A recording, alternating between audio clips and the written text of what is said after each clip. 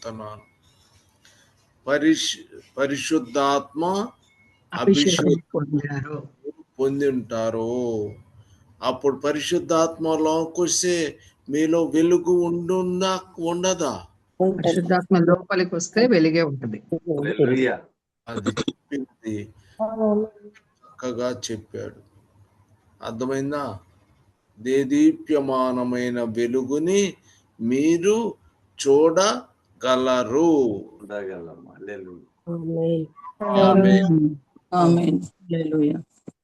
అభిషేకం మీరు పొందాలి.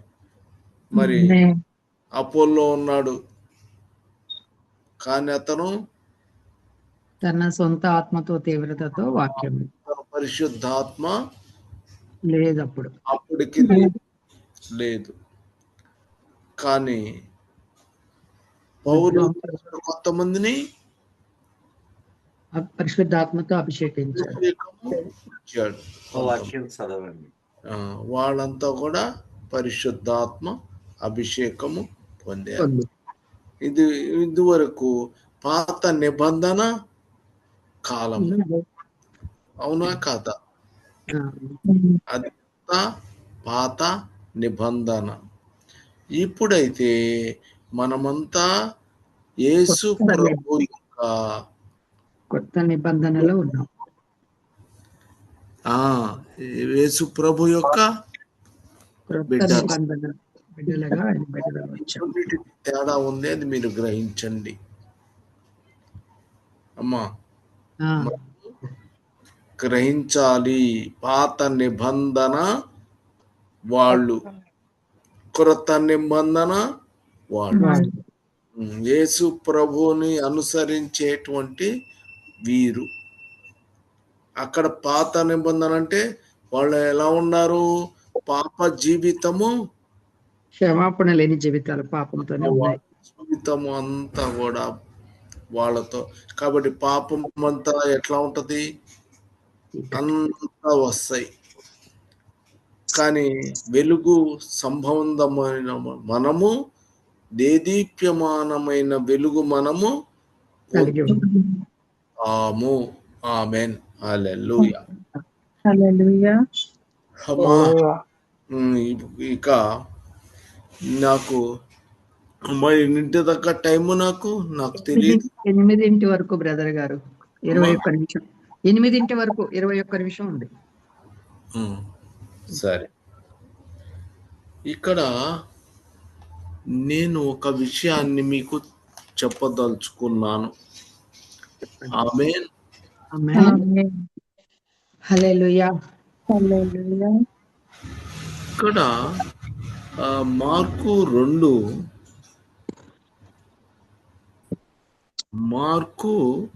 2 అధ్యాయము మీరు అది కాస్త చదవండి. పక్షవాయువు గల మీరు 3వ వచనం చదవండి. కొందరు పక్షవాయువు గల ఒక మనుష్యుని 4 చేత మోయించుకుని ఆయన యొద్దకు తీసుకుని వచ్చిరి. చాలా మంది కూడి ఉన్నందున వారు ఆయన యొద్దకు చేరలేక ఆయన ఉన్న చోటికి పైగా ఇంటి కప్పు విప్పి సందు చేసి పక్షవాయువు గలవానిని పరుపుతోనే తింపిరి. యేసు వారి విశ్వాసమును చూచి, ఇక్కడ యేసు వారి విశ్వాసము చూచి కుమారుడా, నీ పాపములు. ఇక్కడ డాష్ ఉంది. ఎందుకంటే ఏమని పిలుస్తున్నాడు? కుమారుడా. కుమారుడా. మనందరినీ నిన్ను పిలుస్తున్నాడా? నన్ను కూడా పిలుస్తున్నారు. ప్రతి ఒక్కరు కూడా ఆయన ఇక్కడ ఈ వాక్యము గనక చదివితే ఏమన్నారు? కుమారుడా, నీ పాపములు క్షమింపబడి ఉన్నవి. నీ పాపములు క్షమింపబడినవని పక్షవాయువు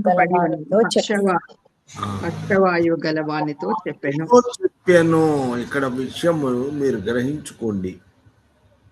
ఎవరికి చెప్పింది ఆయన? పక్షవాయువు గల రోగము కలిగిన వానితో చెప్పు. పక్షవాయు గల వానితో అక్కడ చాలా మంది పట్టుకొచ్చారు ఆయన్ని. చెప్పింది ఎవరు? చెప్పలేదు కానీ పక్షవాయువు ఉన్న వ్యక్తికి చెప్పారు. పక్షవాయువు గల వానితో చెప్పాను, నీ పాపములు క్షమింపబడి ఉన్నవి. వారి విశ్వాసము చూసి కుమారుడా. ఆమేన్, హల్లెలూయా. వారి విశ్వాసాన్ని చూసి ఇతనికి చెప్పాడు. ఈ విషయము నేను గ్రహించుకున్నాను. తర్వాత ఇక మార్కు సువార్త కూడా చూసే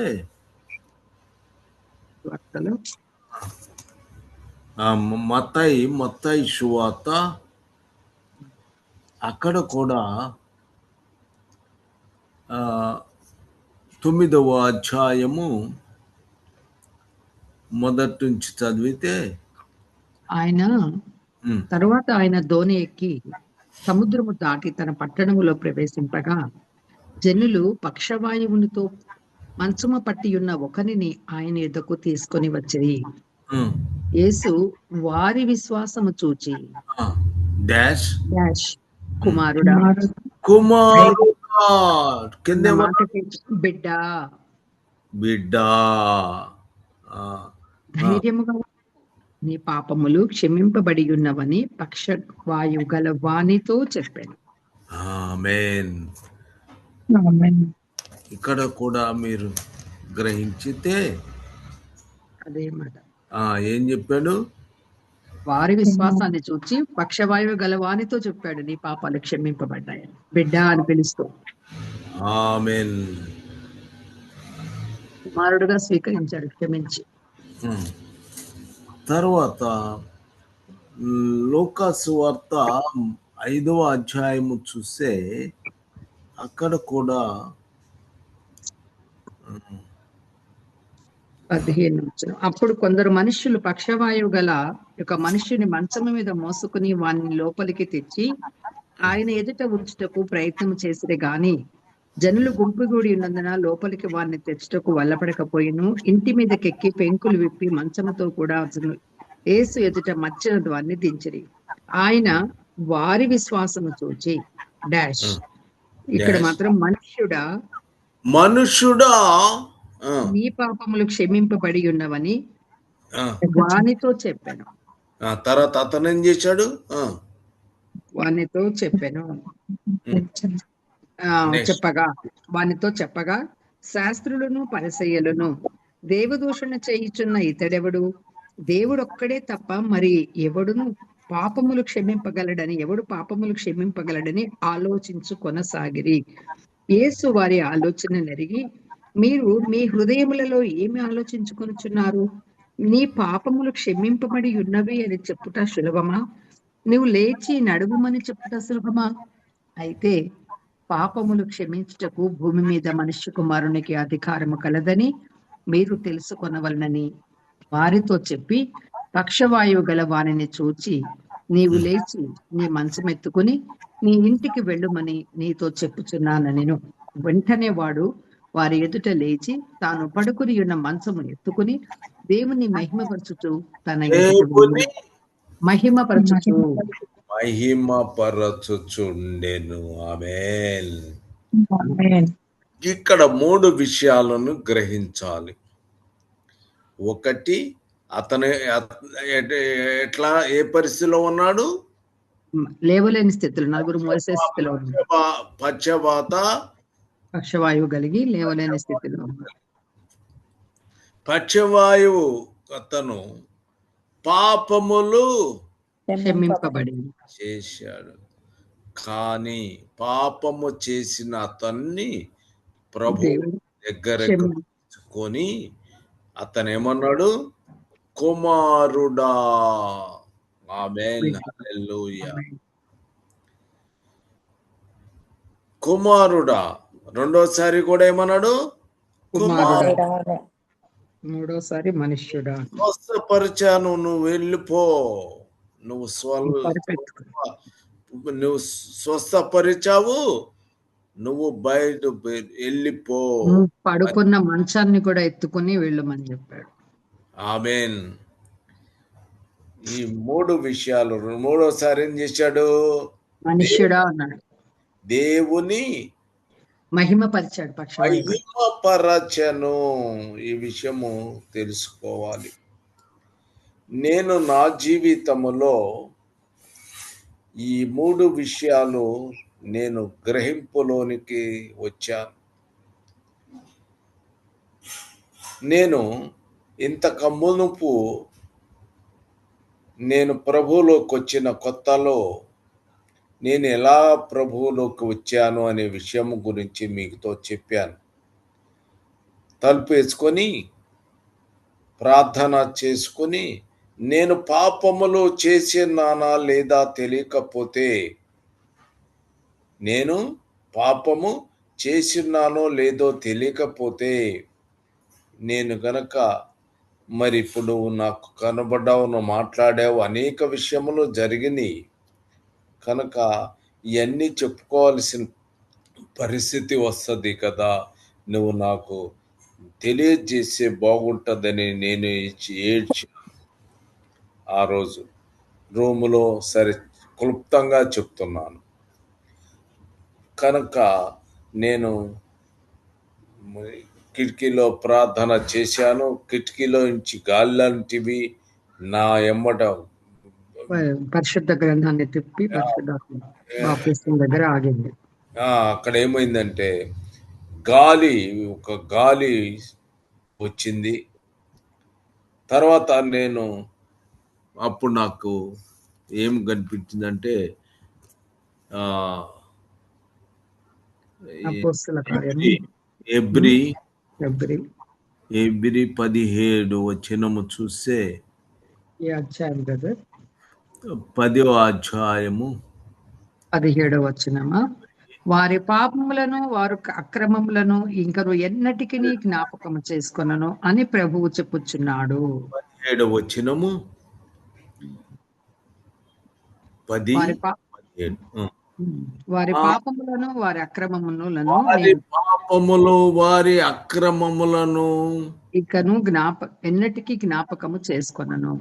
ఆమేన్ అని వాక్యము నాకు వచ్చినప్పుడు నన్ను నా ప్రభువు క్షమించాడు అని నమ్మకం కలిగినాను. ఆమేన్, హల్లెలూయా. అట్లానే తర్వాత మరలా క్లోజ్ చేసి మరలా ప్రార్థన చేసుకున్నాను. రెండోసారి అంతకన్నా వేగము చాలా స్పీడ్గా వచ్చింది, గాలి వచ్చిన తర్వాత మళ్ళా క్లోజ్ చేసుకుంటే యెషయా 43వ అధ్యాయము 25వ వచనము చూడండి. యెషయా 43వ అధ్యాయం 25వ వచనం, నేనే నా చిత్తానుసారముగా నీ అతిక్రమములను తుడిచివేయుచున్నాను, నేను నీ పాపములను జ్ఞాపకము చేసుకొనను. ఆమేన్. ఆమేన్. కాబట్టి ఈ 2 చూశాను.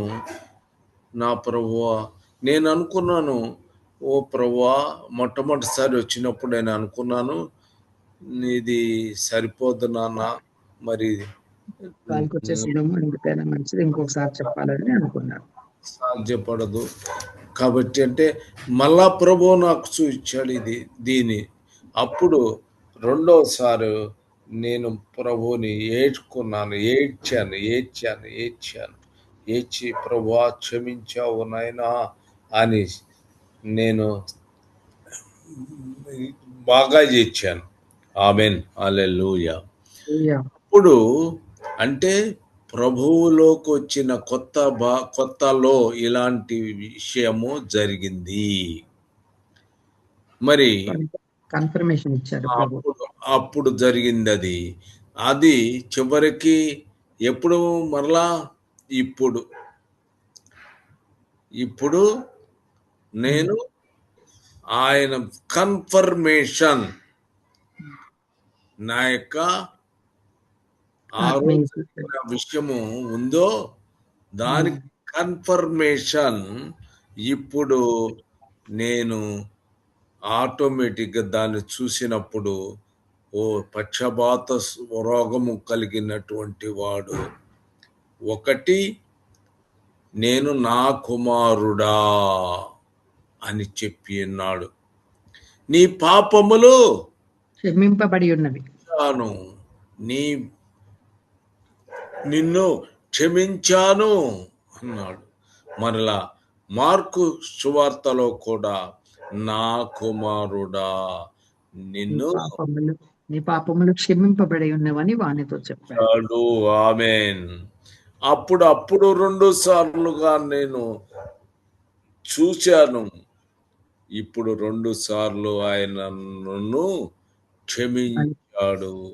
కుమారుడా అని సంబోధించాడు. ఆమేన్. హల్లెలూయా. ఈ లోకములో ఆయన స్వతహాగా పేరు పెట్టి ఒక నా కుమారుడా అని చెప్పేటువంటి ఆ భాగ్యము ఎంత మందికి ఉందో కొత్త నిబంధనలో. కానీ నా కుమారుడా అని నా ప్రభు ఇప్పుడు కూడా అనేక సార్లు నా కుమారుడా నా కుమారుడా ఆమేన్. కాబట్టి నా ప్రభు ఈ పక్షవాయువు రోగము కలిగిన వాడిని నువ్వు లేచి నడు, పరిగెత్తు. అవును. ఆమేన్. ఖచ్చితంగా నా ప్రభువు నన్ను నడిపిస్తాడు.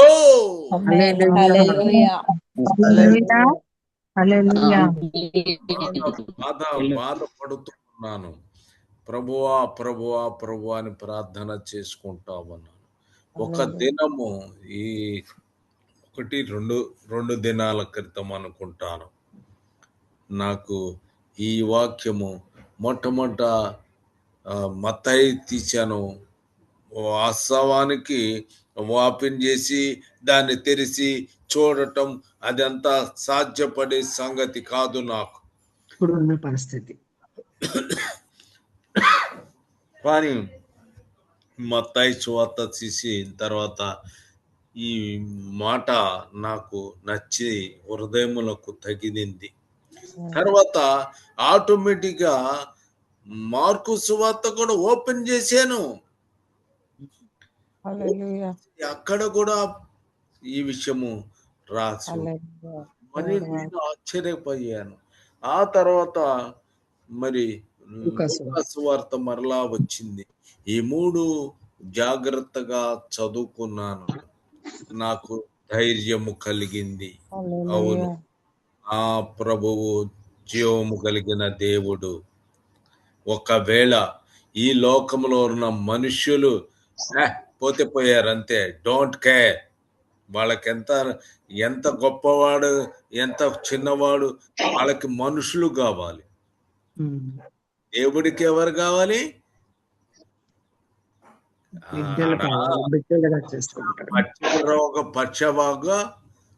పక్షవాయు కలిగిన వ్యక్తి ఎవరికి? యేసుక్రీస్తు ప్రభువుకి కావాలి.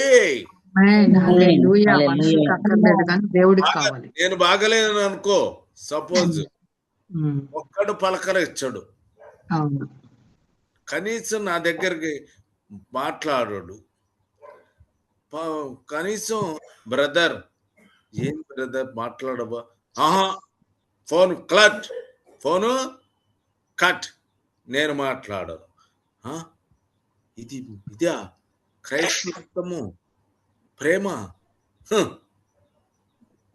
నేను చూస్తున్నాను, చాలా మందిని నేను చూస్తున్నాను. మీరు అంటున్నారు, మీరు నిజంగా ప్రేమను కలిగి ఉన్నారా? ప్రభు యేసు ఏం చేశాడు? వాడిని కూడా కుమారుడా అని పిలిచాడు. అతడు ఎన్ని పాపములు చేశాడో ఏందో మనకు తెలియదు, కానీ కుమారుడా అని పిలిచి క్షమించాడు. ఇక నుంచి అతడు దేవుని కీర్తించాడు. మహిమపరచబడు. మీద పాపము చేయగలిగే పరిస్థితి ఉండదు అని. కానీ ఎందుకు సహోదరులు ప్రేమ కలిగి ఉండాలేదే?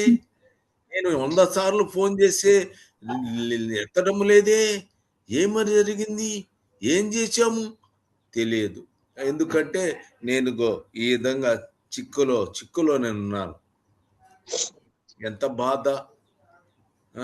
నేను బాగుండినప్పుడు నాతోటి సహవాసము కలిగినటువంటి వారులు ఇప్పుడు నాకు నిజంగా చాలా బాధ కలుగుతుంది.